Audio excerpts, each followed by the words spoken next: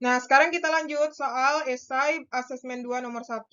Gas ideal mula-mula memiliki suhu T. Diketahui T1 sama dengan T.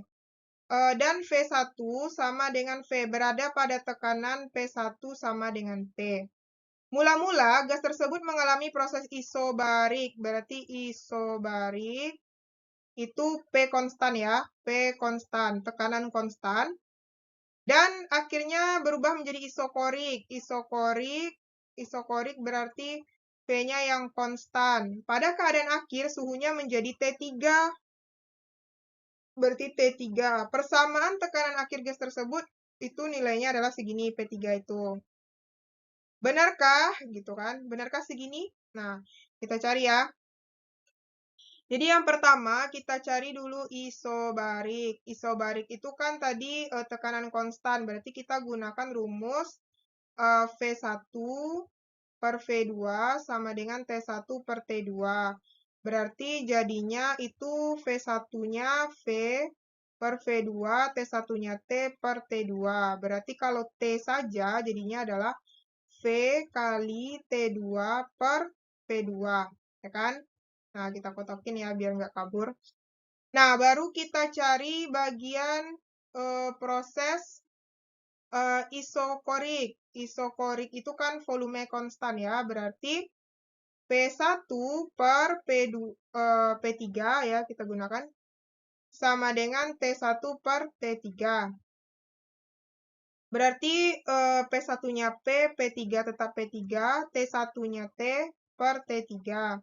Nah, berarti dapatnya kita mau cari apa nih di sini? Ini ya. Kita ganti nih T. Ya, berarti kan kalau kita lihat di sini T ini kita ganti dengan yang ini ya. Berarti P per P3 sama dengan, kan kita mau cari, atau gini aja dulu, kita buat dalam bentuk P3 aja dulu kali ya. Berarti kita kali silang dulu ya, T kali P3 sama dengan P kali T3. Berarti P3 sama dengan P kali T3 per T kan. Nah, baru kita ganti PT 3 per T itu adalah V kali T2 per V2. Berarti jadinya ini kalau kita lihat P3 sama dengan PT3 dikali V2 per V kali T2. Jadinya kalau kita kelompokin V2 per V, ini kan V2 per V, terus T3 per T2 jadinya. Ini T3 per T2 kali P. Nah, ini seharusnya kan jadinya, jadi V2 per V, T3 per T2 per P. Berarti pernyataan ini benar atau salah? Berarti ya salah, seharusnya kan yang benarnya ini, yang benarnya T2. Berarti ini kan T aja kan? Berarti seharusnya kan T2. Oke? Oke, sekarang kita lanjut soal nomor 2. Sebuah tabung pengisap berisi 100 liter gas. Diketahui V1 sama dengan 100 liter sama dengan 100 kali 10 min 3 meter pangkat 3. Pada tekanan tetap berarti dia isobar ya. P-nya sama dengan 1 kali 10 pangkat 6 Pascal. Kemudian tabung gas dipanaskan sehingga volumenya berarti V2-nya sama dengan 400 liter sama dengan 400 kali 10 pangkat min 3 meter pangkat 3. Jika sistem dikenai usaha, berarti usaha dan pemanasan tersebut menyerap kalor. Berarti itu Q tingginya adalah 150.000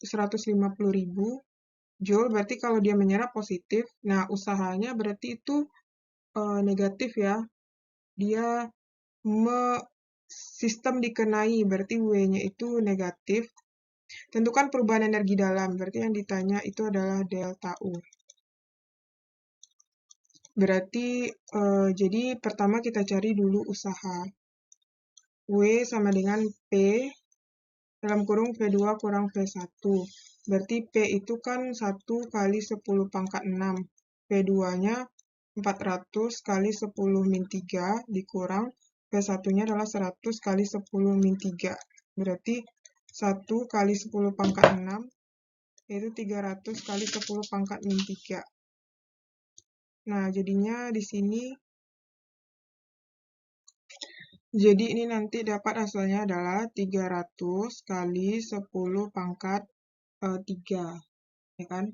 300 kali 10 pangkat 3. Atau kalau kita jadikan 300 kali 10 pangkat 3 aja deh. Joule. Oke. Nah, kalau misalnya kita cari delta U itu dari rumus hukum satu termo, Q sama dengan W tambah delta U. Berarti kalau misalnya delta U sama dengan Q kurang W. Karena W-nya itu negatif, berarti Q kurang min W. Berarti jadinya Q tambah W.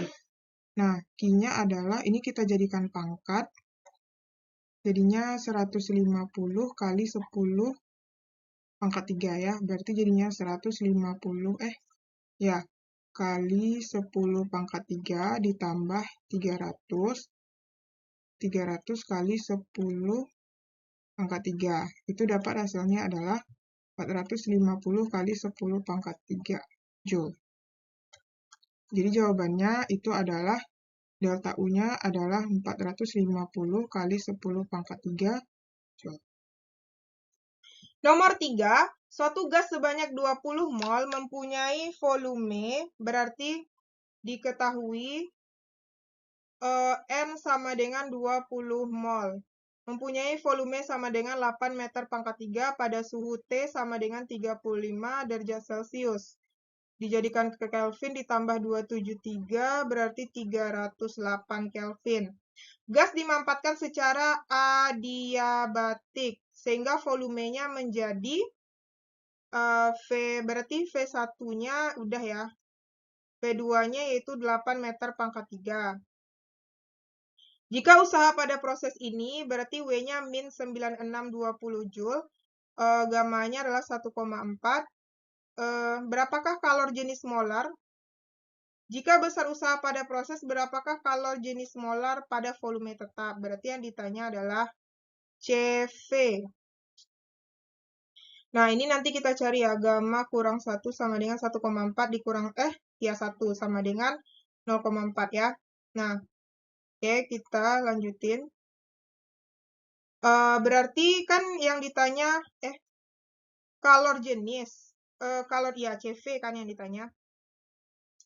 Nah, berarti di sini kita jawab. Pertama, itu harus kita cari dulu T2 ya. Dengan persamaan adiabatik, yaitu T1 kali V1, gamma kurang 1 sama dengan T2 kali V2, gamma kurang 1. Berarti T1-nya, ini T1 ya, 3, langsung aja deh, berarti kalau kita mau cari T2, berarti T1 kali V1, gamma kurang 1 per V2, gamma kurang 1. Nah, T1 kita kan, T1 kita 308, V1 kita adalah 8. Gamma kurang 1 kan 0,4 ya, per V2 kita 88 pangkat 0,4. Tunggu, V1 kita 8. V2 kita kok 8 lagi? V2 kita 2 ya. 2 seharusnya. Jadi ini 2 pangkat 0,4. Nah, jadi di sini nanti kalau dicari hasilnya dapat sekitar 536 Kelvin. Nah, pada proses adiabatik itu, kalau di proses adiabatik itu kan nilai Q sama dengan 0 tuh. Berarti Q sama dengan W tambah delta U kan. Berarti kita pindah ruas, delta U sama dengan min W. Atau yang ya bisa juga sih min W sama dengan delta U. Ya kan? Min W sama dengan delta U. Nah, berarti kalau misalnya kita lihat rumus CV itu adalah CV itu kalau kita lihat delta U hubungannya dengan CV itu adalah delta U sama dengan N CV kali delta T. Berarti kalau kita mau cari CV aja adalah delta U per N kali delta T, ya kan? Nah, delta U-nya itu sama dengan min W per N kali delta T. Berarti min W-nya kan min 9620. N-nya 20, delta T-nya berarti T2 kurang T1 kan? Jadi delta T itu adalah T2 kurang T1. Nah, T2 kita 536 dikurang 308. Berarti 9620 per 20 kali. Ini kalau dikurang, ini berapa nih? Oh iya, dia ada. Oh iya, ini dikurang dapatnya adalah 231 ya. 231. Ini adalah 228. Berarti jadinya 9620 dibagi ini dikali 20, 45, 60. Jadinya dibagi 96, 20 dibagi 45, 60. Itu adalah 2,1 ya. 2,1 atau sini aja kita buat ya. 45, 60 ya per 45, 60. Jadi hasilnya 2,1 Joule per mol Kelvin. Oke. Nomor 4, perhatikan informasi energi yang dihasilkan dari beberapa bahan makanan tersebut. Radin sarapan dengan setengah mangkuk nasi, berarti dia sarapan sama dengan setengah nasi, N aja ya. Terus ditambah telur dadar, TD, ditambah selada, ditambah tomat, dan ditambah segelas susu. Berarti Radin menimba air sumur, kita cari ini aja dulu berapa energinya ya. Setengah dari nasi ini kan 236. 236 ditambah telur dadar, mana dia telur dadar 65. Ya kan? Telur dadar 65, mana dia? Ya. Terus telur dadar. Selada 14 ditambah 14. Kemudian tomat berapa ini? Tomat 18. Segelas susu. Mana susu? Segelas susu 148. Nah, ini kalau kita cari, ini kan 118 ditambah 65 ditambah 14 ditambah 18 tambah 148. Nah, ini dijumlahin adalah 363 kilokalori. Kilokal ya, kita jadikan ke kalori berarti dikali 1000, 363, nambah nolnya 3 kan, dikali 1000 kali 1000 kalori atau sama dengan 363.000 kalori. Nah, kita jadikan ke Joule dibagi 4,2 ya. Berarti itu kalau kita jadikan ke Joule itu jadinya adalah 86.428,6. 428,6 Joule. Nah, ini dalam bentuk Joule nih. Terus diketahui kedalaman sumur 8 meter. Berarti sini aja kita buat hanya 8 meter. Dan ember air dapat menampung volume sama dengan 25 liter. Jadikan ke meter pangkat 3, 25 kali 10 pangkat min 3, meter pangkat 3. Usaha maksimal yang dilakukan Radin setelah setara dengan jumlah kalor yang diperolehnya. Berarti ini kan kalor yang diperolehnya kan segini ya.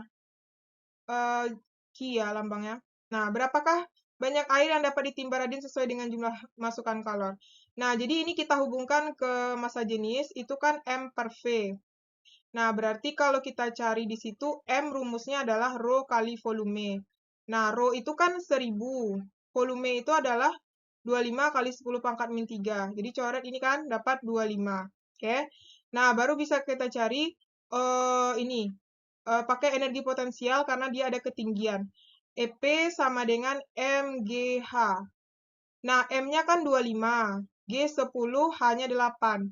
Berarti dapat nilai EP itu nanti 25 kali 10 kali 8 itu adalah 2000 Joule. Nah, berarti untuk berapa kali dia menimba, N sama dengan jumlah kalorinya Q dibagi dengan EP. Nah, jadinya kalau kita lihat di sini, ini aja ya. N jumlah, apa namanya? Ini aja lah, di sini aja kita buat ya. N sama dengan Q dibagi dengan EP. Berarti Q itu kan 86428,6 bagi 2000. Berarti, nah itu dapatnya adalah 43,21 atau dibulatkan ke 43 aja ya, 43. Jadi berapa banyak air yang dapat ditimba Radin sesuai dengan jumlah kalor? Berarti 43 ember ya. Oke. Nah, sekarang kita lanjut soal nomor 5. Perhatikan skema mesin Carnot berikut. Reservoir A mempunyai suhu yang lebih tinggi daripada reservoir B. Berarti TA, berarti yang diketahui TA itu adalah T tinggi ya, T tinggi A. Dan yang B itu reservoir rendah, TRB. Pada mesin tersebut, efisiensi mesin Carnot semula, efisiensi satunya adalah 60%. Lalu diturunkan sebesar, berarti efisiensi 2-nya diturunkan 60%, dikurang 20%, sama dengan 40%. Jika suhu reservoir B tidak berubah, berarti ini tetap ya. Tetap. Suhu kita anggap aja ini TR aja ya, terendah. Suhu reservoir A setelah diturunkan sebesar Suhu reservoir setelah efisiensinya diturunkan sebesar 3,2 kali suhu reservoir A sebelum. Berarti gini ya, kita misalkan aja yang pertama TTA1-nya itu adalah T. Terus TTA2-nya adalah 3/2 T. Nah, ini benar nggak gitu kan? Benar nggak nilainya segini gitu kan? Nah, pertama, kita cari dulu terendahnya ya. Nilai terendah kan kita belum punya nih. Berarti pakai efisiensi 1 ya. Efisiensi 1 sama dengan 1 dikurang terendah per T tinggi kali 100%. Efisiensi satunya kan 60%. 1 dikurang terendahnya TR per T tingginya. Berarti kan ini 1 ya. T tinggi satunya T kan. Kali 100%. Coret, ini habis nih, coret. Ini berarti intinya ini kan 6/10 sama dengan 1 kurang TR per TT. Per T aja ya, karena T tinggi kan T. Nah, berarti kita pindah ruas, TR per T sama dengan 1 kurang 6/10. Ini boleh kita jadikan 10/10 sama dengan TR per T sama dengan 4/10. Nah, berarti dapat TR-nya itu adalah 4/10 T, kan? Ya udah, dapat kita ini nilai apa? Nilai T rendahnya, kan? T rendah itu kan nilainya tetap ya. Nah, ini kan tetap tidak berubah, berarti segitu aja terus. Nah, lalu baru kita cari nilai, karena nilai T1 itu T, baru kita bisa cari nilai T2 ya, pakai pena warna lain aja nih. Nah, berarti efisiensi 2 sama dengan, kan udah tahu tadi tuh 40% ya. Berarti efisiensi 2 masih dengan rumusnya sama ya, 1 kurang T rendah per TT2 kali 100%. Nah, efisiensi 2 itu kan katanya tadi diturunkan menjadi 40%. 1 dikurang T rendahnya itu adalah 4/10 T. TT2-nya kita nggak tahu berapa, ini yang mau kita cari ya. Kali 100%. Coret. Ini bagi 2, 2. Bagi 2 ini 5 ya. Berarti dapat 2/5 sama dengan 1 kurang, ini kan jadinya, ini kan kita balik nih, 4/10, 4T/10 kali 1 per TT2, ya kan? Jadinya 2/5 sama dengan 1 kurang 4T per 10 TT2. Ya kan, kita pindah ruas. 4T per 10 TT2 sama dengan 1 dikurang 2/5. Nah, ini kita jadikan 5/5. Ya kan? Berarti jadinya 4T per 10 TT2 sama dengan, berarti 3/5 kan? Ini bisa dicoret nih. Bagi 5 1, ini bagi 5 2. Ini coret lagi, ini dapat 2. Nah, sehingga, kita lanjutin di sini. Sehingga dapatnya adalah 2T per TT2 sama dengan 3/1. Berarti kalau kita mau TT2 aja, berarti TT2, 3TT2 sama dengan 2T. Berarti TT2 sama dengan 2/3T. Nah, jadi kita dapatnya itu 2/3. Dia katanya 3/2 kan? 3/2. Berarti ini pernyataannya adalah salah. Yang benarnya itu adalah 2/3T ya.